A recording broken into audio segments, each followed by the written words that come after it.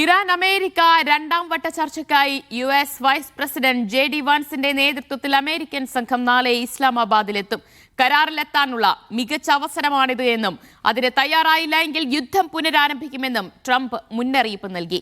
നാവിക ഉപരോധം പിൻവലിക്കാതെ ഇസ്ലാമാബാദ് ചർച്ചയ്ക്കില്ലെന്ന നിലപാടിൽ ഉറച്ചു നിൽക്കുകയാണ് ഇറാൻ.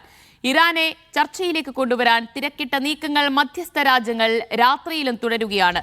മേഖലയുടെ സമാധാനവുമായി ബന്ധപ്പെട്ട സുപ്രധാന സന്ദേശം ഇറാന് കൈമാറിയെന്ന് പാക് വിദേശകാര്യ മന്ത്രാലയം അറിയിച്ചു. ഇസ്രായേലും ലബനാനും തമ്മിലുള്ള രണ്ടാം ഘട്ട ചർച്ചകൾ ഈ വരുന്ന വ്യാഴാഴ്ച അമേരിക്കയിൽ നടക്കും. വിവരങ്ങളുമായി MCA നാസർ ചേരുകയാണ്. MCA, ഇറാൻ കടുത്ത നിലപാടിലാണ്. അതുപോലെ തന്നെ നാവിക ഉപരോധം പിൻവലിക്കില്ല എന്ന കടുംപിടുത്തം ട്രംപും തുടരുന്നുണ്ട്. എങ്കിലും ഈ വരുന്ന ആഴ്ച ഇസ്ലാമാബാദിൽ രണ്ടാം ഘട്ട ചർച്ച നടന്നേക്കും എന്ന് തന്നെയാണോ റിപ്പോർട്ടുകൾ? തീർച്ചയായിട്ടും അമേരിക്കൻ മാധ്യമങ്ങൾ നൽകുന്ന ഏറ്റവും ഒടുവിലത്തെ റിപ്പോർട്ടുകൾ പ്രകാരം പാകിസ്ഥാൻ ഉൾപ്പെടെയുള്ള രാജ്യങ്ങൾ നടത്തിയിരിക്കുന്ന ശ്രമം ഏറെക്കുറെ വിജയത്തോടടുക്കുകയാണ്. എന്തായാലും സംഘത്തെ ഇസ്ലാമാബാദിലേക്ക് അയക്കുന്ന കാര്യത്തിൽ ഇറാൻ ഏറെക്കുറെ അനുകൂലമായിട്ടുള്ള ഒരു നിലപാടിലേക്ക് എത്തിയതായിട്ടുള്ള റിപ്പോർട്ടുകളാണ് അമേരിക്കൻ മാധ്യമങ്ങൾ ഉദ്യോഗസ്ഥരെ ഉദ്ധരിച്ചുകൊണ്ട് ഇപ്പോൾ പുറത്തുവിടുന്നത്. ഔദ്യോഗികമായിട്ടുള്ള സ്ഥിരീകരണം ഒരുപക്ഷെ രാത്രിയോടുകൂടി ഉണ്ടാകുമെന്നാണ് പ്രതീക്ഷിക്കുന്നത്. പക്ഷേ ഇന്ന് വൈകിട്ടൊക്കെ ഇറാൻ നേതൃത്വം, രാഷ്ട്രീയ സൈനിക നേതൃത്വം ഒരുപോലെ തന്നെ വ്യക്തമാക്കുന്നത് നിലവിലുള്ള ഒരു സാഹചര്യത്തിൽ ഇസ്ലാമാബാദ് ചർച്ച പ്രഹസനം മാത്രമാണ്. കാരണം ഏതെങ്കിലും അർത്ഥത്തിലുള്ള തങ്ങൾ മുന്നോട്ട് വെച്ച ഉപാധികൾ പലതും അംഗീകരിക്കാൻ അമേരിക്ക വിസമ്മതിക്കുന്ന ഒരു സാഹചര്യത്തിൽ ഇത്തരം ചർച്ചാ പ്രഹസനങ്ങൾ കൊണ്ട് കാര്യമില്ല. കാരണം ആ വിശ്വാസ്യത തിരിച്ചു പിടിക്കാനോ അല്ലെങ്കിൽ ഒരു ഉദാരമായിട്ടും തങ്ങളോട് ചേർന്ന് നിന്നുകൊണ്ടുള്ള ഒരു നീക്കം നടത്താനോ മധ്യസ്ഥ രാജ്യങ്ങൾ മുഖേന അമേരിക്കയ്ക്ക് ഇനിയും സാധിച്ചിട്ടില്ല. നേരത്തെ മുതൽ തന്നെ ഒരു വഞ്ചനാപരമായിട്ടുള്ള നിലപാടാണ് അമേരിക്ക തുടരുന്നത്. അതിൻ്റെ തുടർച്ചകൾ തന്നെയാണ് ഈ ഘട്ടത്തിലും കാണുന്നത്. അതിൻ്റെ ഭാഗമായിട്ടാണ് നാവിക ഉപരോധം ഏർപ്പെടുത്തുന്നു. അതോടൊപ്പം തന്നെ തങ്ങളുടെ കപ്പൽ, ചരക്ക് കപ്പൽ, സ്വതന്ത്ര കപ്പൽ പാതയിൽ നിന്ന് അത് കവർച്ച ചെയ്യപ്പെടുന്ന ഒരു സാഹചര്യം, കടൽ കൊള്ളക്ക് തുല്യമായിട്ടുള്ള ഒരു സമീപനം അമേരിക്കയുടെ ഭാഗത്തു നിന്നുണ്ടാവുന്നു. അപ്പോൾ ഇത്തരം ചെയ്തികൾ മുന്നോട്ട് കൊണ്ടുപോകുന്ന ഒരു അവസരത്തിൽ എങ്ങനെ വിശ്വാസ്യതയോടുകൂടി ഒരു ചർച്ച നടത്താനുള്ള ഒരു പങ്കാളിയായി അമേരിക്ക മാറുമെന്ന ചോദ്യമാണ് ഇറാൻ പ്രസിഡന്റ് മസൂദ് പെസസ്കിയാൻ ഉൾപ്പെടെയുള്ളവർ നൽകുന്നത്. പക്ഷേ ഇതൊക്കെയാണെങ്കിൽ പോലും വലിയ സമ്മർദ്ദം ഇറാൻ അനുഭവിക്കുന്നുണ്ട്. പ്രത്യേകിച്ച് മധ്യസ്ഥ രാജ്യങ്ങളായിട്ടുള്ള പാകിസ്ഥാൻ, ഈജിപ്ത്, തുർക്കി, സൗദി അറേബ്യ എന്നീ രാജ്യങ്ങളാണ് അതിശക്തമായിട്ടുള്ള നീക്കങ്ങളുമായിട്ട് ഇപ്പോൾ രംഗത്തുള്ളത്. ഏറ്റവും ഒടുവിലായിട്ട് റഷ്യൻ വിദേശകാര്യമന്ത്രി ലാവ്റോവ് ഇറാൻ വിദേശകാര്യമന്ത്രി അബ്ബാസ് അറാഗ്ചിയുമായിട്ട് ടെലിഫോണിൽ ചർച്ച നടത്തിയിരുന്നു. നയതന്ത്ര പ്രശ്നപരിഹാരത്തിന് അനുകൂലമായിട്ടുള്ള നിലപാട് സ്വീകരിക്കണം, മറ്റു കാര്യങ്ങൾ പിന്നെ തങ്ങൾ കൂടി പങ്കാളിത്തം വഹിച്ചുകൊണ്ടുള്ള ഒരു പശ്ചിമേഷ്യൻ സമാധാന കരാറിലേക്ക് എത്തിച്ചേരാം. പക്ഷേ തൽക്കാലം ഒരു ഏറ്റുമുട്ടലിൻ്റെ പാത പരമാവധി കുറയ്ക്കണമെന്ന് റഷ്യ ഇറാനോട് നിർദ്ദേശിച്ചതായിട്ടുള്ള റിപ്പോർട്ടുകൾ പുറത്തു വരുന്നുണ്ട്. ചൈനയെ സംബന്ധിച്ചിടത്തോളം ഈ മേഖലയിൽ ഒരു സമാധാനം നിലനിൽക്കേണ്ടത് ചൈനയുടെ വികസന സാമ്പത്തിക മുന്നേറ്റത്തിനും അനിവാര്യമാണ്. അതുകൊണ്ട് തന്നെ ചൈനയും പരോക്ഷമായിട്ടാണെങ്കിലും ഇറാനുമായിട്ടുള്ള സമ്പർക്കം പുലർത്തി വരുന്നതായ റിപ്പോർട്ടുകൾ കൂടി പുറത്തു വരുന്നുണ്ട്. പക്ഷേ ഔദ്യോഗികമായിട്ടിപ്പം നാളെ രാവിലെയോടുകൂടിയാണ് അമേരിക്കൻ വൈസ് പ്രസിഡന്റ് JD വാൻസിന്റെ നേതൃത്വത്തിലുള്ള സംഘം ഇസ്ലാമാബാദിൽ എത്തുന്നത്. അമേരിക്കയുടെ പശ്ചിമേഷ്യൻ പ്രതിനിധി സ്റ്റീവ് വിറ്റ്കോഫ്, അതോടൊപ്പം തന്നെ ട്രംപിന്റെ മരുമകനും വൈറ്റ് ഹൗസിന്റെ ഉപദേശകനുമായിട്ടുള്ള ജാറദ് കുഷ്ണർ എന്നിവർ സംഘത്തിലുണ്ട്.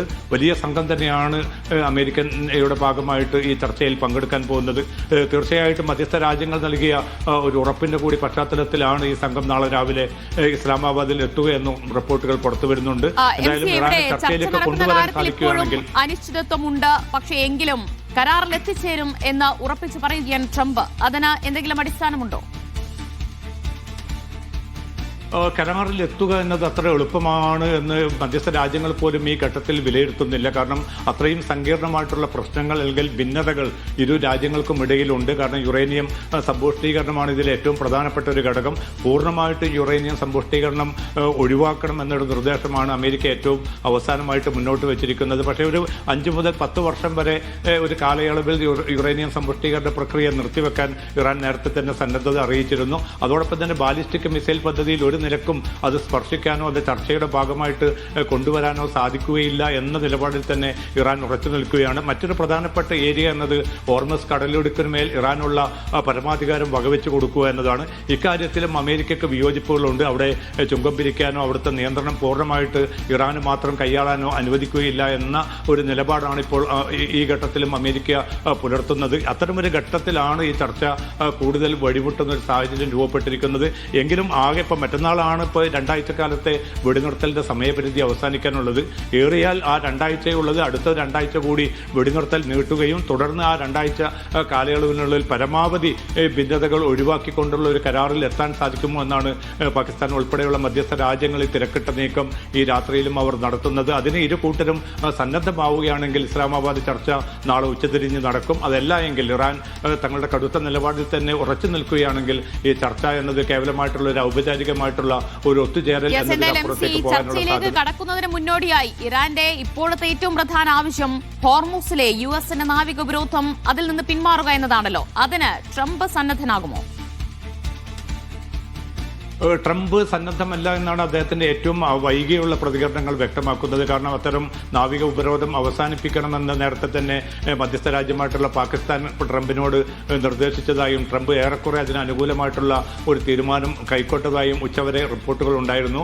പക്ഷേ വൈകിട്ട് ചില മാധ്യമങ്ങൾക്ക് നൽകിയ പ്രതികരണത്തിൽ ട്രംപ് തന്നെ വ്യക്തമാക്കുന്നത് അങ്ങനെ നാവിക ഉപരോധം അവസാനിപ്പിച്ചുകൊണ്ട് അല്ലെങ്കിൽ അതൊരു ബ്ലാക്ക് മെയിൽ തന്ത്രമായിട്ട് സ്വീകരിക്കാൻ ഇറാനെ അനുവദിക്കുകയില്ല. എല്ലാ കാര്യങ്ങളും കരാർ രൂപപ്പെടുകയാണെങ്കിൽ അതോടുകൂടി നാവിക ഉപരോധം പിൻവലിക്കാനും അതോടൊപ്പം തന്നെ ഇറാനുമായിട്ടുള്ള നേരത്തെ ഏർപ്പെടുത്തിയിരിക്കുന്ന സാമ്പത്തിക ഉപരോധങ്ങൾ പിൻവലിക്കാനും താൻ തയ്യാറാണ്. അതുമാത്രമല്ല നല്ല വിവേകത്തോടുകൂടി മുന്നോട്ട് പോകുന്ന ഒരു നേതൃത്വമാണ് ഇറാനുള്ളതെങ്കിൽ ആ രാജ്യവുമായിട്ട് തുടർന്നും സഹകരിക്കാൻ തങ്ങൾക്ക് താല്പര്യമാണുള്ളത് എന്നതുൾപ്പെടെയുള്ള ചില പ്രതികരണങ്ങളാണ് ട്രംപ് നടത്തിയിരിക്കുന്നത്. അതുകൊണ്ട് നാവിക ഉപരോധം പൂർണ്ണമായിട്ടും പിൻവലിക്കാൻ ഈ ഘട്ടത്തിലും അമേരിക്ക തയ്യാറാകുമെന്ന സൂചനയില്ല. പക്ഷേ ഇറാൻ പ്രതീക്ഷിക്കുന്ന പ്രധാനപ്പെട്ട മേഖല അതാണ്. അതോടൊപ്പം തന്നെ ഇന്നലെ കവർച്ച ചെയ്ത് പിടികൂടിയിരിക്കുന്ന ഇറാന്റെ കപ്പൽ ആ കപ്പൽ ഒരു പക്ഷേ വിട്ടയക്കാനുള്ള സാധ്യതയുണ്ട് എന്ന് അമേരിക്കൻ മാധ്യമങ്ങൾ തന്നെ റിപ്പോർട്ട് ചെയ്യുന്നുണ്ട്.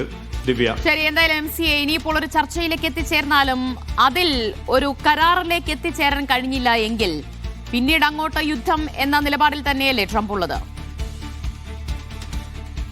ട്രംപിന്റെ പ്രതികരണം അതാണ് സൂചിപ്പിക്കുന്നത്. എത്രയും പെട്ടെന്ന് ഒരു കരാറിൽ എത്തിച്ചേരുക. അതല്ല എങ്കിൽ ഈ വെടിനിർത്തൽ കരാർ പരിധി അവസാനിക്കുന്ന മറ്റന്നാളോടുകൂടി കൂടുതൽ ശക്തമായിട്ടുള്ള ആക്രമണങ്ങൾ ഇറാന് മേൽ ഉണ്ടാകും. നേരത്തെയൊക്കെ അദ്ദേഹം മുന്നറിയിപ്പ് നൽകിയതുപോലെ വൈദ്യുത കേന്ദ്രങ്ങളും പാലങ്ങളും പൂർണ്ണമായി തന്നെ തകർത്തെടുക്കും, ഇറാനെ ചുട്ടരിക്കും എന്നതുൾപ്പെടെയുള്ള പ്രതികരണങ്ങൾ ഇന്നും ചില മാധ്യമങ്ങൾക്ക് നൽകിയ പ്രതികരണങ്ങളുടെ ഭാഗമായിട്ട് ട്രംപ് നടത്തിയിട്ടുണ്ട്. ഇതൊക്കെ നിരന്തരമായിട്ട് ഇത്തരം പ്രകോപനപരമായിട്ടുള്ള മുന്നറിയിപ്പുകളും അന്ത്യശാസനങ്ങളും ഒക്കെ പിന്നിട്ട് കുറേ ദിവസങ്ങളായി ട്രംപ് നടത്തിക്കൊണ്ടിരിക്കുകയാണ്. അതുകൊണ്ട് തന്നെ ഇറാൻ അത് തൽക്കാലം അത് പരിഗണിക്കാതെ തന്നെ തങ്ങളുടെ നയതന്ത്ര നിലപാടുകളുമായി തന്നെ മുന്നോട്ട് പോകുന്ന ഒരു പ്രതികരണമാണ് ഇറാൻ നേതാക്കളുടെ ഭാഗത്തുനിന്ന് ഉണ്ടാവുന്നത്. പക്ഷേ അമേരിക്കയുടെ ജെറാൾഡ് ആർ ഫോർഡ് ഉൾപ്പെടെയുള്ള കപ്പലുകൾ ഇപ്പോൾ ചെങ്കടൽ കടന്നതായിട്ടുള്ള റിപ്പോർട്ടുകൾ പുറത്തു വരുന്നുണ്ട്. ഏതാണ്ട് 10,000-ലധികം സൈന്യം അമേരിക്കയുടേതായിട്ട് മേഖലയിൽ സജ്ജമാക്കി നിർത്തിയിട്ടുണ്ട്. നിരവധി പോർവിമാനങ്ങളും മേഖലയിൽ സജ്ജമാണ്. അപ്പോൾ ഒരു യുദ്ധം പുനരാരംഭിക്കാൻ അമേരിക്കയെ സംബന്ധിച്ചിടത്തോളം പ്രസിഡന്റിന്റെ ഒരു അനുമതി മാത്രം മതിയെന്നാണ് യു.എസ്. സെൻട്രൽ കമാൻഡ് അല്പം മുമ്പ് പ്രതികരണത്തിൽ അറിയിച്ചിരിക്കുന്നത്. ഇസ്രായേലിലും യുദ്ധം പുനരാരംഭിക്കാനുള്ള സാധ്യത മുൻനിർത്തി തിരക്കിട്ട സൈനിക നീക്കങ്ങൾ നടക്കുന്നതായ റിപ്പോർട്ടുകൾ ഇസ്രായേൽ മാധ്യമങ്ങളും പുറത്തുവിടുന്നുണ്ട്. ദിവ്യ, അല്ല, അങ്ങനെ വീണ്ടും യുദ്ധം ആരംഭിക്കുകയാണെങ്കിൽ നേരത്തെയൊക്കെ കണ്ടതുപോലെ ഈ ഗൾഫ് മേഖലയുടെ സമാധാനം തകർക്കുന്ന തരത്തിലേക്കുള്ള ഒരു തിരിച്ചടിയായിരിക്കില്ലേ ഇറാനും നടത്താനിടയുള്ളത്? ദിവ്യ, തീർച്ചയായിട്ടും. കാരണം ആവൽക്കരമായിട്ടുള്ള അവസ്ഥയിലേക്ക് ഈ സംഘർഷം കൊണ്ടുപോകാനുള്ള എല്ലാ സാധ്യതയുമുണ്ട്.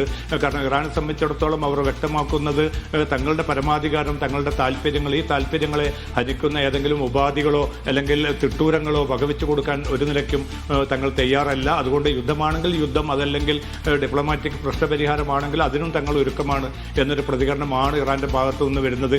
മേഖലയിലെ രാജ്യങ്ങൾ പ്രധാനമായിട്ടും ഖത്തറും ഒമാനും ഒക്കെ നിരന്തരമായിട്ട് ഇപ്പോൾ ആശയവിനിമയം തുടരുന്നുണ്ട്. ഇറാനും അമേരിക്കയുമായിട്ടും ഈ രാജ്യങ്ങൾ തിരക്കിട്ട ചർച്ചകളാണ് ഇപ്പോൾ തുടരുന്നത്. എന്ത് വില കൊടുത്തും ഒരു സംഘർഷം ഇനിയും പുനരാരംഭിക്കുന്നത് ഒഴിവാക്കണമെന്ന നിർദ്ദേശമാണ് ഇറാനോടും അമേരിക്കയോടും ഈ രാജ്യങ്ങൾ അഭ്യർത്ഥിക്കുന്നത്. സൗദി അറേബ്യ ഉൾപ്പെടെയുള്ള രാജ്യങ്ങളും ഗൾഫിലെ എല്ലാ രാജ്യങ്ങളും ഏറെക്കുറെ സമാനമായ നിലപാടാണ്. കാരണം പിന്നിട്ട് 2 മാസത്തോളമായിട്ട് ഉണ്ടായിരുന്ന ഈ സംഘർഷാവസ്ഥ പരിഹരിക്കുകയും പല നിലയ്ക്കും ഒരു മെച്ചപ്പെട്ട അവസ്ഥയിലേക്ക് ഗൾഫ് രാജ്യങ്ങൾ എത്തിക്കൊണ്ടിരിക്കുന്ന ഒരു സാഹചര്യമാണുള്ളത്. അതിനെ തകിടം മറിക്കുമാർ വീണ്ടും ഒരു യുദ്ധത്തിന്റെ കാർമേഘങ്ങൾ ഉരുണ്ടുകൂടുന്നത് ആശങ്കയോടുകൂടി തന്നെയാണ് ഗൾഫ് രാജ്യങ്ങൾ കാണുന്നത്. നയതന്ത്ര പ്രശ്നപരിഹാരം മാത്രമാണ് അഭികാമ്യം. സൈനിക നടപടികൾ ഉപേക്ഷിക്കണമെന്ന് അമേരിക്കയോടും ഇറാനോടും ഈ രാജ്യങ്ങൾ ആവശ്യപ്പെടുന്നതും ഇത്തരമൊരു തിരിച്ചറിവിന്റെ കൂടി അടിസ്ഥാനത്തിലാണ്. ദിവ്യ, എന്നാൽ ഇന്നത്തെ രാത്രി കഴിയുന്നത് മുൻപ് തന്നെ ഈ ചർച്ചയിൽ എത്തുമോ, ചർച്ചയിൽ പങ്കെടുക്കുമോ എന്ന കാര്യത്തിൽ ഇറാൻ ഒരു പ്രതികരണം നടത്തുമോ MCA? തീർച്ചയായിട്ടും ദേവി, അത് തന്നെയാണ്. ഈ വരും മണിക്കൂറുകൾ വളരെ നിർണായകമായിരിക്കും. കാരണം JD വാൻസിന്റെ നേതൃത്വത്തിലുള്ള സംഘം എന്തായാലും നാളെ ഉച്ചയ്ക്ക് മുമ്പ് തന്നെ ഇസ്ലാമാബാദിലെത്തും. നാളെ ഉച്ചതിരിഞ്ഞ് ചർച്ച നടക്കുമെന്ന് തന്നെയാണ് ഉദ്യോഗസ്ഥരെ ഉദ്ധരിച്ചുകൊണ്ട് പാകിസ്ഥാൻ മാധ്യമങ്ങൾ ഇപ്പോൾ റിപ്പോർട്ട് ചെയ്യുന്നത്. അപ്പം ഇറാന്റെ ഭാഗത്തു നിന്നുള്ള ചില ഗ്രീൻ സിഗ്നലുകൾ പാകിസ്ഥാന് ലഭ്യമായതായിട്ടാണ് അന്താരാഷ്ട്ര വാർത്താ ഏജൻസികളും ഒക്കെ വാർത്ത പുറത്തുവിടുന്നത്. അതുകൊണ്ട് ഔദ്യോഗികമായിട്ടുള്ള സ്ഥിരീകരണം ഇറാന്റെ ഭാഗത്തു നിന്ന് ഉണ്ടായിട്ടില്ല. അത് വരും മണിക്കൂറുകൾ തന്നെ അത് ഉണ്ടാകും. ഇറാൻ സംഘം ചർച്ചയിൽ പങ്കെടുക്കുമെന്ന് തന്നെയാണ് മധ്യസ്ഥ രാജ്യമായിട്ടുള്ള പാകിസ്ഥാനും അതോടൊപ്പം തന്നെ മറ്റു രാജ്യങ്ങളും വിലയിരുത്തുന്നത്. ഒരു കാര്യം കൂടി, ഇവിടെ ഇറാൻ അമേരിക്ക ചർച്ച അനിശ്ചിതത്വത്തിൽ നിലനിൽക്കെ എന്താകും ലബനാൻ ഇസ്രായേൽ വെടിനിർത്തൽ ചർച്ച? അതിന്റെ ഭാവി എന്തായിരിക്കും? ലബനാൻ ഇസ്രായേൽ വെടിനിർത്തൽ 10 ദിവസത്തേക്കാണ് ആ ഒരു വെടിനിർത്തൽ ഇപ്പോൾ പ്രാബല്യത്തിലുള്ളത്. അത് എന്തായാലും ദീർഘിപ്പിക്കുക എന്നുള്ള ലക്ഷ്യം കൂടി മുൻനിർത്തിക്കൊണ്ടാണ് വാഷിംഗ്ടണിൽ അടുത്ത 2ാം വട്ട ചർച്ചയ്ക്ക് തീരുമാനം കൈക്കൊണ്ടിരിക്കുന്നത്. പ്രതിനിധികൾ, 2 രാജ്യങ്ങളുടെയും ലബനാന്റെയും ഇസ്രായേലിന്റെയും പ്രതിനിധികൾ ആ ഉച്ചകോടി അല്ലെങ്കിൽ ചർച്ചയിൽ പങ്കെടുക്കുമെന്ന് ഔദ്യോഗികമായി തന്നെ സ്ഥിരീകരണം പുറത്തു വന്നിട്ടുണ്ട്. മിക്കവാറും നടക്കാൻ പോകുന്നത് ഇപ്പോൾ പ്രഖ്യാപിച്ചിരിക്കുന്ന 10 ദിവസത്തെ വെടിനിർത്തൽ കുറച്ചു കാലം കൂടി നീട്ടിക്കൊണ്ടു പോവുക. അതിനിടയിൽ കുറെ കൂടി ഉന്നതതല യോഗം ചേർന്നുകൊണ്ട് ഒരു സ്ഥായിയായിട്ടുള്ള സമാധാന ഫോർമുലയ്ക്ക് രൂപം നൽകുക എന്നതാണ് ഇപ്പോൾ 2 രാജ്യങ്ങളും മുന്നിൽ കാണുന്നത്. പക്ഷേ ഹിസ്ബുല്ല ഇത്തരം ചർച്ചകളോടുള്ള വിയോജിപ്പ് അവർ പ്രകടിപ്പിച്ചിട്ടുണ്ട്. കാരണം നിരന്തരമായിട്ട് ലബനാന് നേരെ അതിക്രമം തുടരുന്ന, ലബനാൻ പ്രദേശങ്ങൾ കൈയടക്കുന്ന, സൈനിക സാന്നിധ്യം സ്ഥിരമായി അവിടെ നിലനിർത്തുന്ന ഇസ്രായേലുമായിട്ട് ഇത്തരം ചർച്ചകളിൽ ലബനാൻ സർക്കാർ ഇടപെടരുതെന്ന മുന്നറിയിപ്പാണ് അല്പം മുമ്പ് നടത്തിയ പ്രതികരണത്തിൽ ലബനാനിലെ ഹിസ്ബുല്ല വിഭാഗം നൽകിയിരിക്കുന്നത്. ശരി, MC നാസറാണ് വിവരങ്ങൾ നൽകിയത്. എന്തായാലും നാളെ ഉച്ച കഴിഞ്ഞ് ഇസ്ലാമാബാദിൽ ഇറാൻ അമേരിക്ക ചർച്ച നടക്കും എന്ന് തന്നെയാണ് റിപ്പോർട്ടുകൾ വരുന്നത്. JD വാൻസ് ഉൾപ്പെടുന്ന സംഘം നാളെ ഇസ്ലാമാബാദിലേക്ക് തിരിക്കും. അതിനു മുൻപായി തന്നെ ചർച്ചയിൽ പങ്കെടുക്കുമോ എന്ന കാര്യത്തിൽ ഇറാനും നിലപാട് വ്യക്തമാക്കേണ്ടി വരും. ആ രീതിയിലാണ് സാഹചര്യങ്ങൾ മുന്നോട്ട് പോകുന്നത്. ഇറാൻ US ഏറ്റുമുട്ടൽ അവസാനിപ്പിക്കാനുള്ള സമ്മർദ്ദം ശക്തമാക്കി റഷ്യയും ഫ്രാൻസും ഉൾപ്പെടെയുള്ള രാജ്യങ്ങൾ. നാളെ നടക്കുന്ന ചർച്ചയിൽ ഇറാൻ പങ്കെടുത്താലും യുദ്ധവിരാമത്തിന് സാധ്യതയില്ല. വെടിനിർത്തൽ നീട്ടുന്ന കാര്യത്തിലും തീരുമാനമായില്ല എങ്കിൽ മേഖല വീണ്ടും സംഘർഷഭരിതമാകും. ആഭ്യന്തരമായി ട്രംപ് അനുഭവിക്കുന്ന പ്രതിസന്ധി ഇറാൻ മുതലെടുക്കുമെന്നാണ് റിപ്പോർട്ടുകൾ. ദീർഘകാല യുദ്ധത്തിന് തയ്യാറെടുത്തതായി IRGCയും ഇന്ന് പറഞ്ഞിരുന്നു. യുദ്ധം അവസാനിപ്പിക്കൽ ഇപ്പോൾ ഗൾഫ് വിപണിക്കും അനിവാര്യമാണ്. അഫ്താബ് റഹ്മാൻ വിവരങ്ങൾ നൽകാനായി ചേരുകയാണ്. അഫ്താബ, വീണ്ടും ഒരു യുദ്ധത്തിലേക്ക് പോകുമോ എന്ന ഒരാശങ്ക ഗൾഫ് മേഖലയിൽ എത്രത്തോളം ശക്തമാണ്? ഇപ്പോഴത്തെ ഈ ഡെവലപ്മെന്റ്സ് എങ്ങനെയാണ് ഈ പശ്ചിമേഷ്യൻ രാജ്യങ്ങളൊക്കെ ഉറ്റുനോക്കിക്കൊണ്ടിരിക്കുന്നത്, നിരീക്ഷിച്ചുകൊണ്ടിരിക്കുന്നത്?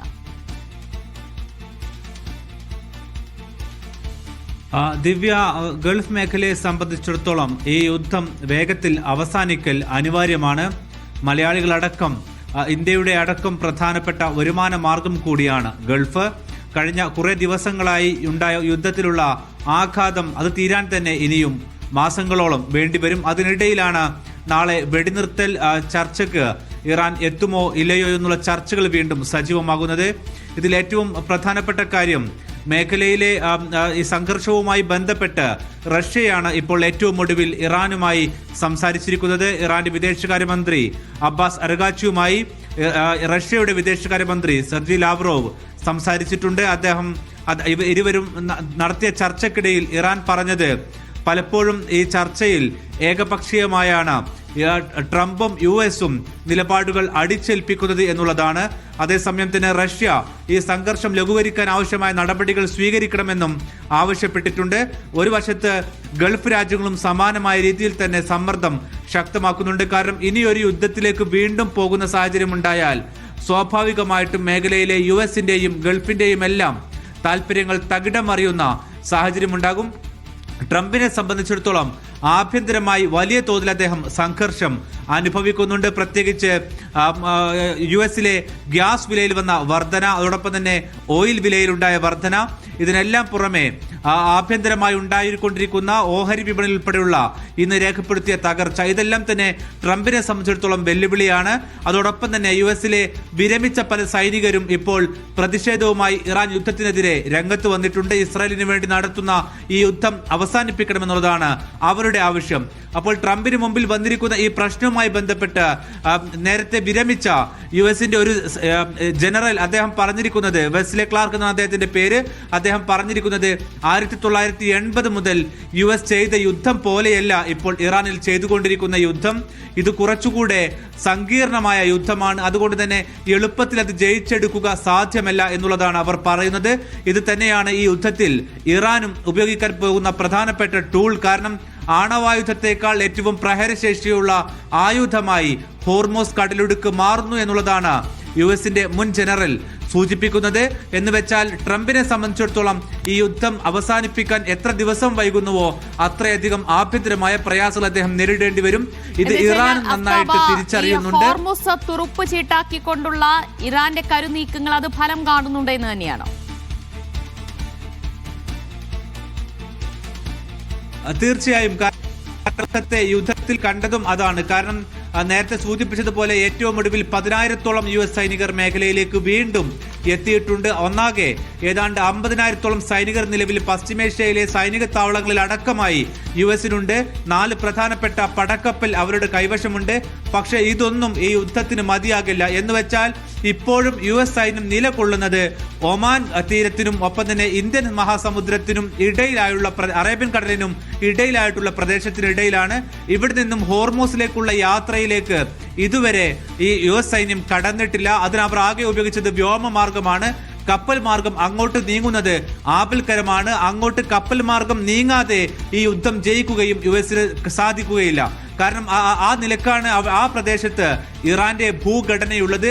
ഇത് കൃത്യമായി ഇന്റലിജൻസ് വിവരങ്ങൾ കൂടി നൽകിയതിന്റെ അടിസ്ഥാനത്തിലാണ് ഹോർമൂസിന് പുറത്ത്, സ്ട്രൈറ്റ് ഓഫ് ഹോർമൂസിന് പുറത്തായി US സൈന്യം നിലയുറപ്പിച്ച് ഇവിടെ നിന്നും ആക്രമണങ്ങൾ നേരത്തെ നടത്തിയത്. അതുകൊണ്ട് തന്നെ ഈ യുദ്ധം എത്രമാത്രം നീട്ടിക്കൊണ്ടു പോകാനാകുമോ അത്രമാത്രം നീട്ടിക്കൊണ്ടു പോകാനാണ് ഇറാൻ ശ്രമിക്കുക. പ്രത്യേകിച്ച് 40 വർഷത്തോളമായി ഉപരോധം സഹിച്ച രാജ്യമാണ്. അവർക്ക് യുദ്ധം നീട്ടിക്കൊണ്ടു പോകൽ അത്ര പ്രയാസകരമായ ഒന്നാകില്ല. പക്ഷേ US-നെ സംബന്ധിച്ചിടത്തോളം എത്ര ദിവസം യുദ്ധം നീളുന്നോ അത്രയും പ്രയാസം വർദ്ധിക്കും. കാരണം പ്രധാനപ്പെട്ട US-ന്റെ സൈനികരെല്ലാം നിലകൊള്ളുന്നത് ഇപ്പോഴും പടക്കപ്പലിന് അകത്താണ്. അത്രയധികം സമയം, മാസങ്ങളോളം നീളുന്ന ഒരു യുദ്ധത്തിലേക്ക് അവർക്ക് മുന്നോട്ട് പോകാൻ കഴിയില്ല. അതുകൊണ്ട് എല്ലാവരും വിശ്വസിക്കുന്നത് ട്രംപ് കുറെ കൂടി വിട്ടുവീഴ്ചകൾ ചെയ്തുകൊണ്ട് ഇറാനെ ഈ ചർച്ചയിലേക്ക് എത്തിക്കുവാനുള്ള ശ്രമങ്ങൾ നടത്തുമെന്നാണ്. അങ്ങനെ ചർച്ചയിലേക്ക് എത്തിയാൽ പോലും നാളെ ഒരു പക്ഷേ യുദ്ധവിരാമ കരാറിലേക്ക് എത്തുമെന്ന് നമുക്ക് പ്രതീക്ഷിക്കാൻ കഴിയില്ല. വീണ്ടും ഒരു പക്ഷേ ചർച്ചകളുടെ സൂചനകൾ നൽകിക്കൊണ്ട് വെടിനിർത്തൽ നീട്ടുവാനുള്ള ശ്രമമായിരിക്കും ഉണ്ടാവുക. ഇനി അഥവാ വെടിനിർത്തൽ ചർച്ചയ്ക്കും ഇറാൻ സന്നദ്ധമാകുന്നില്ലെങ്കിൽ, എന്ന് വെച്ചാൽ US മാത്രം ഏകപക്ഷീയമായി മുന്നോട്ട് വെക്കുന്ന ഉപാധികൾ സ്വീകരിക്കാതെ ഇറാൻ മടങ്ങുകയാണെങ്കിൽ വീണ്ടും സങ്കീർണമാകുന്ന ഒരു സ്ഥിതി വിശേഷത്തിലേക്ക് കാര്യങ്ങൾ പോകും. ഇറാനെ സംബന്ധിച്ചിടത്തോളം യുദ്ധം നീട്ടിക്കൊണ്ടു പോകാൻ അവർ തയ്യാറാണ്, ഇസ്രായേലും തയ്യാറാണ്. പക്ഷേ US-ന്റെ സ്ഥിതി അതല്ല. അതുകൊണ്ട് തന്നെ വെടിനിർത്തലിലേക്കോ അല്ലെങ്കിൽ യുദ്ധവിരാമത്തിലേക്കോ നയിക്കുന്ന കരാറാകും ഒരു പക്ഷേ US പരമാവധി ശ്രമിക്കുക. അത് നടന്നില്ലെങ്കിൽ സ്വാഭാവികമായിട്ടും US വീണ്ടും ആക്രമണത്തിന്, ഒരു പക്ഷേ വീണ്ടും യുദ്ധത്തിലേക്ക് പോകുവാൻ നിർബന്ധിതരാകും. എന്തായാലും നിലവിലെ സ്ഥിതിഗതികൾ ഏത് രീതിയിൽ മുന്നോട്ട് പോകുന്നു എന്നത് ഉറ്റുനോക്കുകയാണ് റഷ്യയും ഫ്രാൻസും ഉൾപ്പെടെയുള്ള രാജ്യങ്ങളിൽ. എന്തായാലും സംഘർഷം അവസാനിപ്പിക്കണം, യുദ്ധം അവസാനിപ്പിക്കണം, സമാധാനം കൊണ്ടുവരണം എന്ന സമ്മർദ്ദം കൂടി ശക്തമാണ് അമേരിക്കയ്ക്കും ഇറാനുമേലും. അതാണ് വാസ്തവം. അഫ്താബ് റഹ്മാനാണ് വിവരങ്ങൾ നൽകിയത്. മറ്റു വാർത്തകളിലേക്ക്.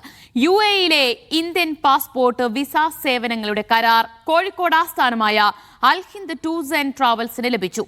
UAE-യിലെ ഇന്ത്യക്കാർക്ക് പാസ്പോർട്ട്, ക്ലിയറൻസ് സർട്ടിഫിക്കറ്റ്, വിവിധ അറ്റസ്റ്റേഷൻ സേവനങ്ങൾ എന്നിവ ലഭ്യമാക്കുക ഇനി അൽ ഹിന്ദ് സേവന കേന്ദ്രങ്ങൾ വഴിയാകും. ഇന്ത്യയിലേക്കുള്ള വിസ സേവനങ്ങൾക്ക് അപേക്ഷ സമർപ്പിക്കേണ്ടതും ഈ കേന്ദ്രങ്ങൾ വഴിയാണ്.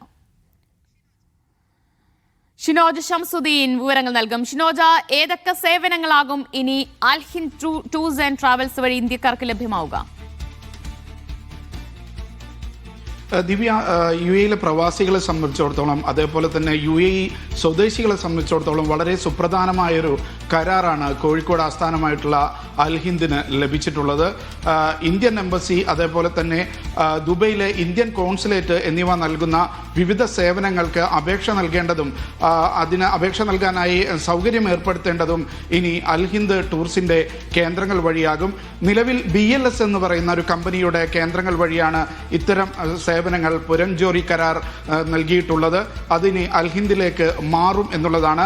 അതിന് എത്ര കാലതാമസം എടുക്കും എടുക്കും, എത്ര കാലം എടുക്കുമെന്നുള്ളത് സംബന്ധിച്ച് വ്യക്തത വരേണ്ടതുണ്ട്. കാരണം ഇപ്പോൾ BLSനുള്ള കരാർ കാലാവധി കഴിഞ്ഞതിന് ശേഷമാവും അൽ ഹിന്ദ് ഇത്തരം സേവനങ്ങൾ ഏറ്റെടുക്കുക. വളരെ സുപ്രധാനമായ ഒരു സേവനങ്ങളാണ് ഇത്.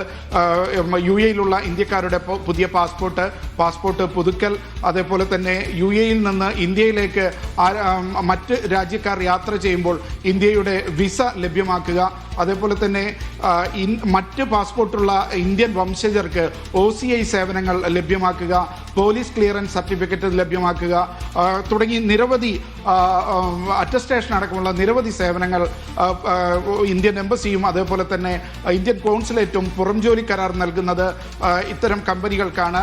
അത് ഇപ്പോൾ ഒരു ദീർഘകാല കരാറായിട്ട് അൽ ഹിന്ദിന് ലഭിച്ചിരിക്കുന്നു എന്നുള്ളതാണ്. BLSന് നിലവിൽ 11 കേന്ദ്രങ്ങൾ UAEയിൽ പല എമിറേറ്റുകളിലായിട്ടുണ്ട്. ഒന്നുകിൽ അത്ര തന്നെയോ അല്ലെങ്കിൽ അതിൽ കൂടുതലോ കേന്ദ്രങ്ങൾ അൽ ഹിന്ദ് കൂടി ഇത്തരം സേവനങ്ങൾക്കായി UAEയിൽ തുറക്കേണ്ടതുണ്ട്.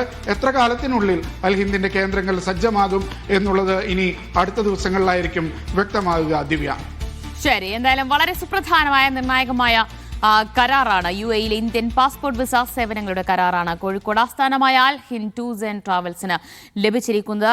ഇനി വിവിധ സേവനങ്ങൾ അൽ ഹിന്ദ് സേവന കേന്ദ്രങ്ങൾ വഴിയാകും ഇന്ത്യക്കാർക്ക് ലഭ്യമാവുക. വിവരങ്ങളാണ് ഷിനോജ് ഷംസുദ്ദീൻ നൽകിയത്.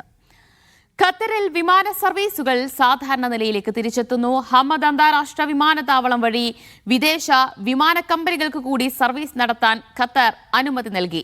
ഘട്ടം ഘട്ടമായാണ് സർവീസുകൾ പുനരാരംഭിക്കുക. പ്രവാസികൾക്ക് ഏറെ ആശ്വാസകരമാണ് ഈ തീരുമാനം. സുരക്ഷാ സാഹചര്യങ്ങൾ വിലയിരുത്തിയ ശേഷമാണ് വിദേശ വിമാന കമ്പനികൾക്ക് കൂടി രാജ്യത്തു നിന്ന് സർവീസ് പുനരാരംഭിക്കാൻ സിവിൽ വ്യോമയാന അതോറിറ്റി അനുമതി നൽകിയത്. ഇതുമായി ബന്ധപ്പെട്ട് നോട്ടീസ് ടു എയർമെൻ അറിയിപ്പ് അതോറിറ്റി ഇഷ്യൂ ചെയ്തു. ഇതോടെ ഇന്ത്യയിൽ നിന്നടക്കമുള്ള വിമാന കമ്പനികൾക്ക് ഖത്തറിലേക്ക് സർവീസ് പുനരാരംഭിക്കാം. ഉയർന്ന അന്താരാഷ്ട്ര നിലവാരമുള്ള സുരക്ഷാ മാനദണ്ഡങ്ങൾ അനുസരിച്ചാകും സർവീസുകൾ വീണ്ടും ആരംഭിക്കുകയെന്ന് വ്യോമയാന അതോറിറ്റി അറിയിച്ചു. തീരുമാനം ഖത്തറിൽ ജോലി ചെയ്യുന്ന പ്രവാസികൾക്ക് ഏറെ അനുഗ്രഹമാകും. സർവീസുകൾ കുറഞ്ഞപ്പോൾ കൂടിയ ടിക്കറ്റ് നിരക്കുകൾ കൂടുതൽ വിമാനങ്ങൾ എത്തുന്നതോടെ കുറയുമെന്നാണ് പ്രതീക്ഷ. US ഇറാൻ യുദ്ധത്തിന് ശേഷം ഖത്തർ എയർവേസ് മാത്രമാണ് രാജ്യത്തു നിന്ന് സർവീസ് നടത്തുന്നത്. ആദ്യഘട്ടത്തിൽ ദുരിതാശ്വാസ ഇടനാഴി എന്ന നിലയിലാണ് സർവീസുകൾ ആരംഭിച്ചത്. ഇതിനു പിന്നാലെ ലോകത്തിൻ്റെ വിവിധ നഗരങ്ങളിലേക്ക് വിമാന കമ്പനി സേവനം വ്യാപിപ്പിച്ചു. നിലവിൽ 120-ലേറെ വിദേശ നഗരങ്ങളിലേക്ക് ഖത്തർ എയർവേസ് സർവീസ് നടത്തുന്നുണ്ട്. Media 1 Doha. UAEയിലെ സ്കൂളുകൾ വീണ്ടും സജീവമായി. മേഖലയിലെ പ്രതിസന്ധികളെ തുടർന്ന് അടച്ച സ്കൂളുകൾ ഇന്നു മുതലാണ് വീണ്ടും ആരംഭിച്ചത്. ഓൺലൈൻ പഠനത്തിന് ശേഷം വീണ്ടും ക്ലാസുകളിലേക്ക് എത്താൻ കഴിഞ്ഞതിന്റെ സന്തോഷത്തിലാണ് കുട്ടികളും രക്ഷിതാക്കളും. ഏറെ നാളത്തെ കാത്തിരിപ്പിന് ശേഷം UAEയിലെ വിദ്യാർത്ഥികൾ വീണ്ടും സ്കൂളുകളിലേക്ക് ക്ലാസ്സുകളിലേക്ക് എത്തുകയാണ് ഓൺലൈൻ ക്ലാസ്സിന് ശേഷം. അപ്പോൾ നമുക്ക് വിദ്യാർത്ഥികളോട് തന്നെ അതിൻ്റെ ഒരു എക്സ്പീരിയൻസ് ഫീലൊക്കെ ഷെയർ ചെയ്യാം. ഹായ്, എന്താ പേര്? നഷ്മിയ. എന്താ കുറേ ദിവസത്തിന് ശേഷമൊക്കെ വീണ്ടും ക്ലാസ്സിലേക്ക് വരികയാണ്, എന്താ ഒരു ഫീൽ? എല്ലാവരും കണ്ടതിന് സന്തോഷമുണ്ട്. അപ്പം സ്കൂളിലേക്ക് പോകാം, ഫ്രണ്ട്സിനെ കാണാം, പഠിക്കാം. എങ്ങനെയുണ്ടായിരുന്നു ഓൺലൈൻ ക്ലാസ്? കുറച്ച് ബോറായിരുന്നു, ലൈക്ക് ഹാഫ് നല്ലതായിരുന്നു, ഹാഫ് ബോറായിരുന്നു. ഞങ്ങൾക്ക് ഇപ്പോൾ ക്ലാസ്സിലെല്ലാവരും കാണാൻ പറ്റിയതിൽ നല്ല സന്തോഷമുണ്ട്. പിന്നെ ഓൺലൈൻ ആയതുകൊണ്ട് ഒരു രസം ഉണ്ടായിരുന്നില്ല. ആരോടും കമ്മ്യൂണിക്കേറ്റ് ചെയ്യാൻ നമ്മളെ ഇഷ്ടത്തിന് കമ്മ്യൂണിക്കേറ്റ് ചെയ്യാൻ പറ്റിയിട്ടുണ്ടായിരുന്നില്ല. അപ്പോൾ ഇപ്പോൾ എല്ലാവരും കാണുന്നതിന് നല്ല സന്തോഷം തോന്നുന്നുണ്ട്. അപ്പോൾ ഇത് തന്നെയാണ് എല്ലാ വിദ്യാർത്ഥികളും പങ്കുവെക്കുന്നത്. വീണ്ടും ക്ലാസ്സിലേക്ക് എത്താൻ കഴിഞ്ഞതിൻ്റെ, സഹപാഠികളെ കാണാൻ കഴിഞ്ഞതിൻ്റെ ഒരു സന്തോഷത്തിലാണ് എല്ലാ വിദ്യാർത്ഥികളും ഉള്ളത്. നമുക്ക് ഭയങ്കര സന്തോഷമായിട്ടുണ്ട്. പഴയതുപോലെയല്ല, ഓൺലൈൻ ക്ലാസ് കുട്ടികൾക്ക് കുറച്ച് ബോറിംഗ് ആയിരുന്നു. ഇപ്പം എല്ലാം ബാക്ക് ടു നോർമൽ ആയിട്ടുണ്ട്. കുട്ടികളെല്ലാം ഹാപ്പിയാണ്. എല്ലാവരും ക്ലാസ്സിൽ സെറ്റിൽഡ് ആയി. One thing is very unique, that all sort of safety, security, well-being measure has been taken care of. Each and every child is being received by our staff members, by our support staff, and all are coming with the smiling face. അപ്പോൾ ഇത് തന്നെയാണ് എല്ലാ വിദ്യാർത്ഥികളും പങ്കുവെക്കുന്നത്. വീണ്ടും ക്ലാസ്സിലേക്ക് എത്താൻ കഴിഞ്ഞതിൻ്റെ, സഹപാഠികളെ കാണാൻ കഴിഞ്ഞതിൻ്റെ ഒരു സന്തോഷത്തിലാണ് എല്ലാ വിദ്യാർത്ഥികളും ഉള്ളത്. സ്കൂൾ തുറക്കുന്നതിന് മുൻപ് തന്നെ എല്ലാ സുരക്ഷാ മാനദണ്ഡങ്ങളും പാലിച്ചുകൊണ്ട് അധ്യാപകർക്കും അതുപോലെ തന്നെ സ്കൂളിലെ മറ്റുദ്യോഗസ്ഥർക്കും എല്ലാം കൃത്യമായ പരിശീലനം UAE നൽകിയിരുന്നു. എന്താണ് നിലവിലത്തെ ഒരു സാഹചര്യം സ്കൂളുകളിൽ? വളരെ പോസിറ്റീവായിട്ടുള്ളൊരു സാഹചര്യമാണ്. കുട്ടികളുടെ മുഖത്ത് സന്തോഷവും അക്ഷരങ്ങളുടെ വെളിച്ചവും പടരുന്ന ഒരു പുതിയ സാഹചര്യം ഉരുത്തിരിഞ്ഞു വരിക എന്നത് നമ്മളെ സംബന്ധിച്ചിടത്തോളം ഏറ്റവും പോസിറ്റീവായിട്ടുള്ളൊരു വാർത്തയാണ്.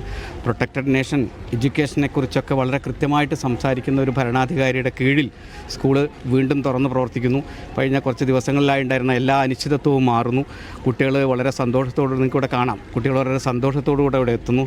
പറഞ്ഞതുപോലെ തന്നെ UAE എല്ലാ അർത്ഥത്തിലും ബാക്ക് ടു നോർമലായി എന്നുള്ളത് തന്നെയാണ് ഈ പറയുന്ന വിദ്യാർത്ഥികളുടെ മുഖത്ത് നമുക്ക് കാണാൻ കഴിയുന്നത്. ഷാർജയിൽ നിന്ന് യാസർ അറഫാത്തിനൊപ്പം അക്ഷയ് പേരാവൂർ മീഡിയ. ഇറാൻ ബന്ധമുള്ള തീവ്രവാദി സംഘടനയിലെ അംഗങ്ങൾ UAEയിൽ അറസ്റ്റിലായി. പിടിയിലായ 27 പേരുടെ ചിത്രങ്ങൾ UAE ദേശീയ സുരക്ഷാ വകുപ്പ് പുറത്തുവിട്ടു. വിലായത്ത് ഫക്കീഹ് എന്ന തീവ്രവാദ സംഘടനയുമായി ബന്ധമുള്ളവരാണ് പിടിയിലായതെന്ന് അധികൃതർ പറഞ്ഞു.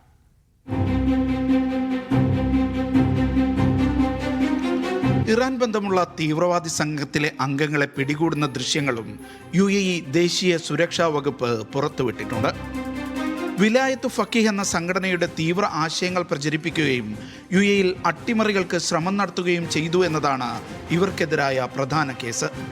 വിദേശത്തെ ശക്തികളുമായി കൈകോർത്ത് UAEയിലെ തന്ത്രപ്രധാന മേഖലയിലേക്ക് കടന്നുകയറാനും ഇവർ ശ്രമം നടത്തിയിരുന്നതായി അധികൃതർ പറയുന്നു. രഹസ്യ യോഗങ്ങൾ ചേർന്ന് റിക്രൂട്ട്മെൻറ്റും ഫണ്ട് ശേഖരണവും നടത്തിയിരുന്നതായി കണ്ടെത്തിയിട്ടുണ്ട്. UAEയുടെ വിദേശ നയത്തെ അപമാനിക്കാനും രാജ്യത്തെ മോശമായി ചിത്രീകരിക്കാനും ഇവർ ശ്രമിച്ചിരുന്നതായി SSD ചൂണ്ടിക്കാട്ടി. ഇവർ ആശയപ്രചാരണത്തിന് ഉപയോഗിച്ചിരുന്ന പുസ്തകങ്ങളും CD-കളും ഡ്രോണുകളും ഉൾപ്പെടെയുള്ളവയുടെ ദൃശ്യങ്ങളും SSD അധികൃതർ പുറത്തുവിട്ടിട്ടുണ്ട്.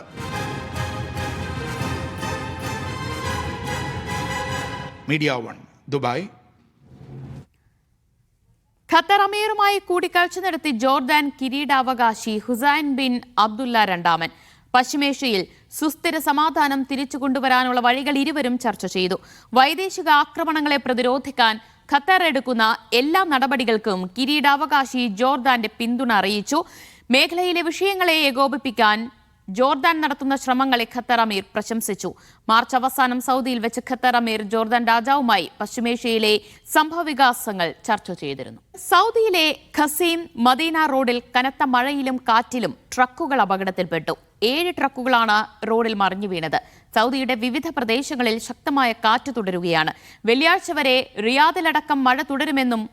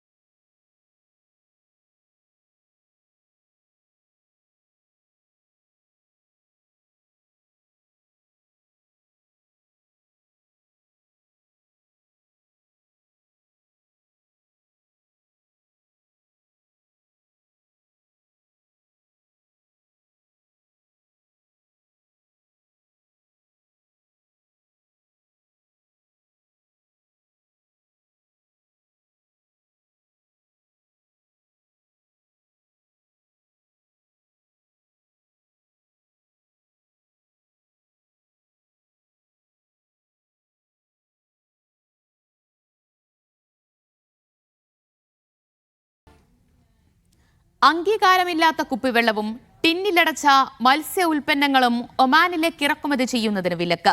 ഉൽപ്പന്നങ്ങളുടെ കമ്പനികൾ അതത് രാജ്യങ്ങളിൽ ഔദ്യോഗികമായി അംഗീകരിക്കപ്പെട്ടവയും സർട്ടിഫിക്കേഷൻ ഉള്ളവയുമായിരിക്കണം. കമ്പനികൾക്ക് സ്റ്റാറ്റസ് ശരിയാക്കാൻ അനുവദിച്ച ഗ്രേസ് പീരീഡ് ഏപ്രിൽ 22-ന് അവസാനിക്കുന്നതോടെ നിയമം കർശനമായി നടപ്പിലാക്കും.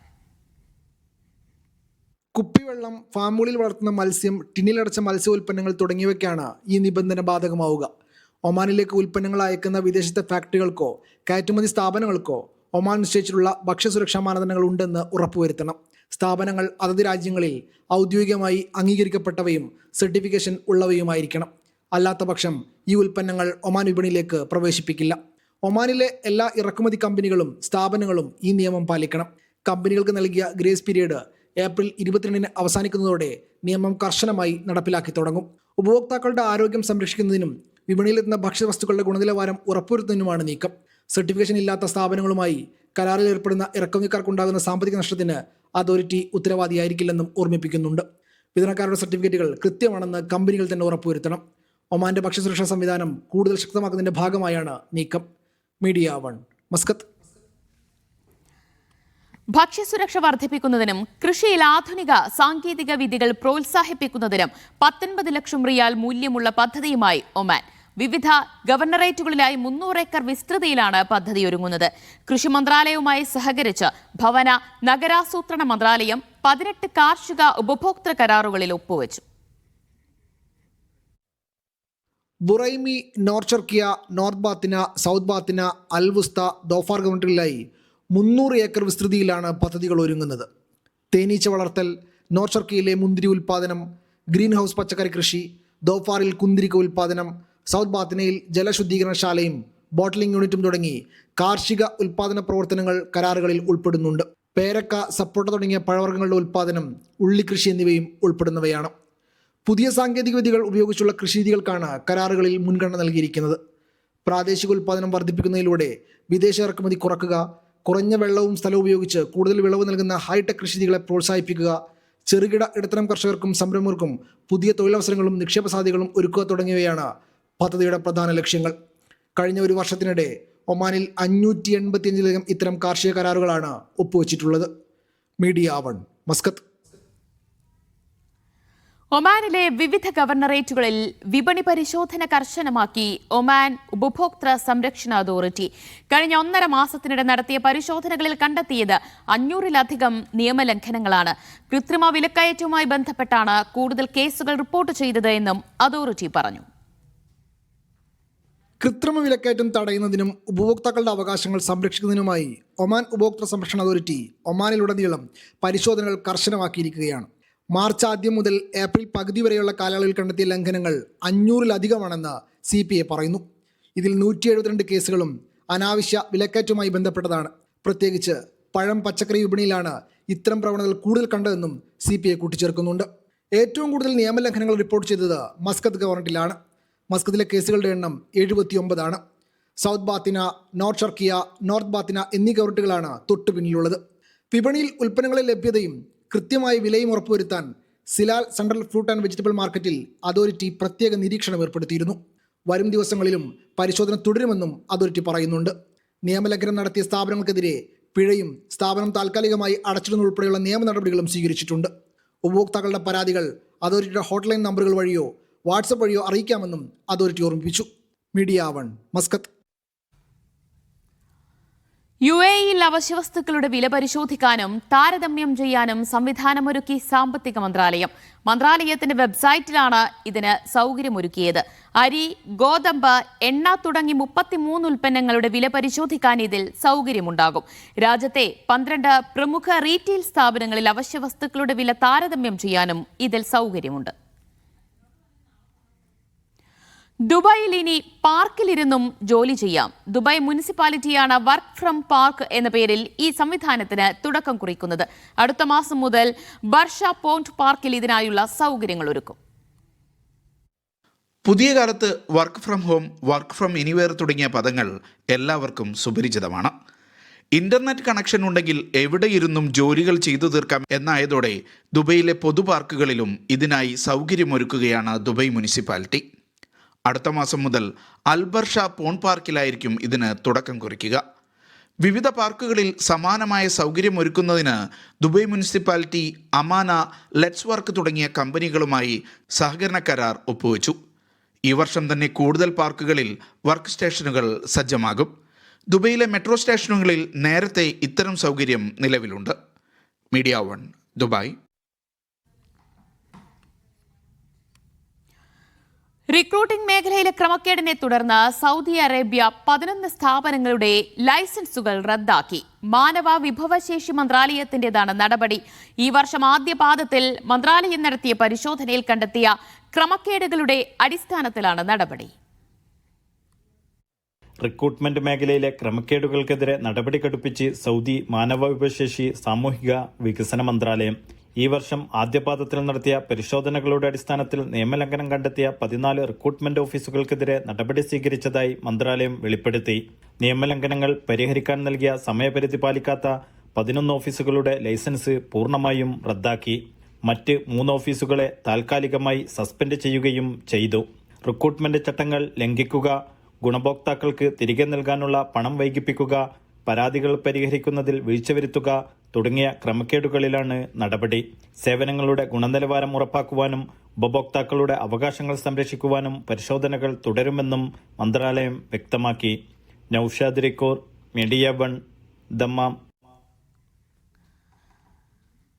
യാത്രാ ശൃംഖലയിലേക്ക് 3 പുതിയ നഗരങ്ങളെ കൂടി ഉൾപ്പെടുത്തി സൗദി അറേബ്യയുടെ പുതിയ ദേശീയ വിമാന കമ്പനിയായ Riyadh Airlines. Jeddah, Madrid, Manchester എന്നിവിടങ്ങളിലേക്കാണ് പുതിയ സർവീസുകൾ. 2030ഓടെ വിവിധ രാജ്യങ്ങളിലെ 100-ലധികം ലക്ഷ്യസ്ഥാനങ്ങളിലേക്ക് കമ്പനി സേവനം നൽകും. ദേശീയ വിമാന കമ്പനിയായ റിയാദ് എയർലൈൻസ് ആണ് സേവനങ്ങൾ 3 പുതിയ നഗരങ്ങളിലേക്ക് കൂടി വികസിപ്പിച്ചത്. പുതിയ സർവീസുകൾ പ്രഖ്യാപിച്ചത് സൗദിയിലെ വാണിജ്യ തലസ്ഥാനമായ ജിദ്ദ, സ്പെയിനിലെ മാഡ്രിഡ്, യുകെയിലെ മാഞ്ചസ്റ്റർ എന്നിവിടങ്ങളിലേക്കാണ്. തിങ്കളാഴ്ചയാണ് എയർലൈൻസ് ഇക്കാര്യം ഔദ്യോഗികമായി അറിയിച്ചത്. ലണ്ടൻ, കൈറോ, ദുബായ് എന്നീ നഗരങ്ങളിലേക്ക് നേരത്തെ തന്നെ സർവീസുകൾ പ്രഖ്യാപിച്ചിരുന്നു.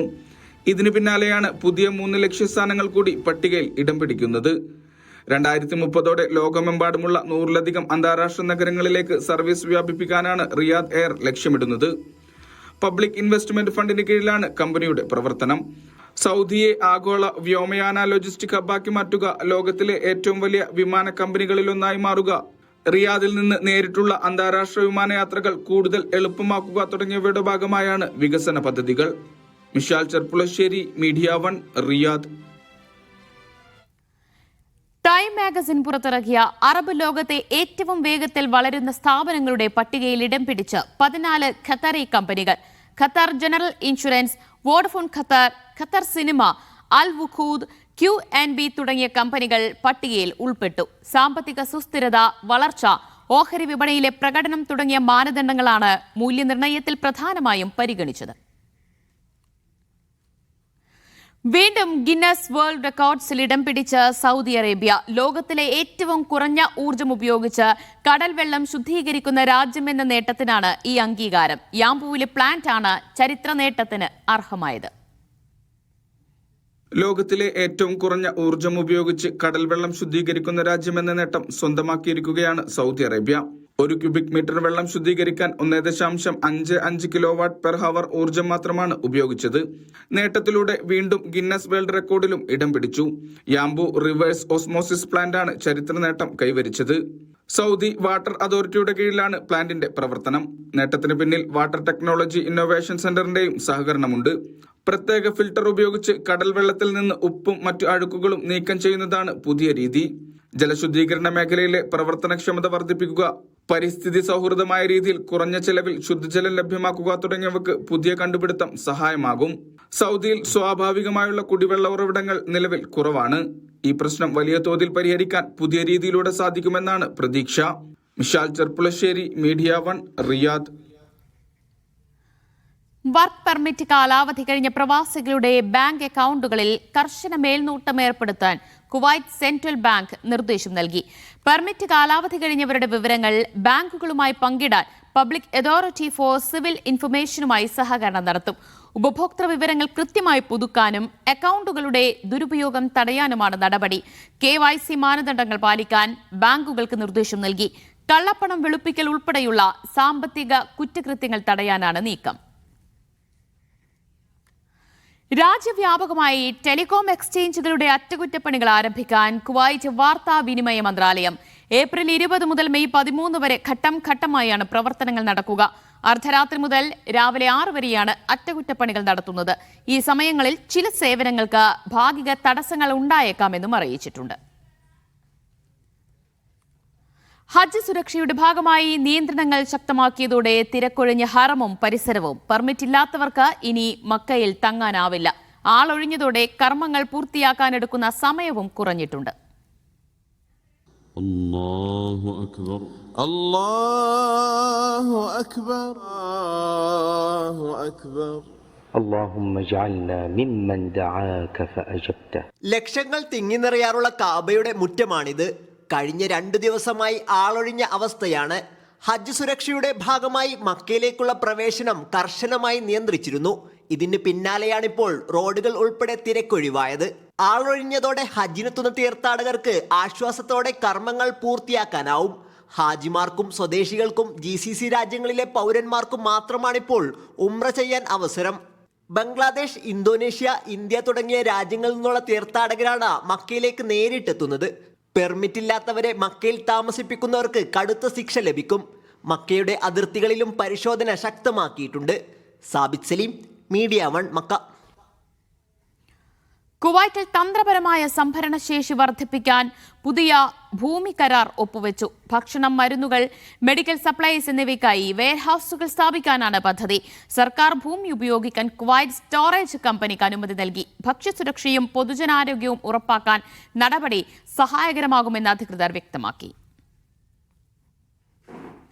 ഉടമസ്ഥാവകാശം വെളിപ്പെടുത്താത്ത കമ്പനികൾക്കെതിരെ കർശന നടപടിയെന്ന് കുവൈറ്റ്. 1000 മുതൽ 10,000 വരെ പിഴ ചുമത്തും.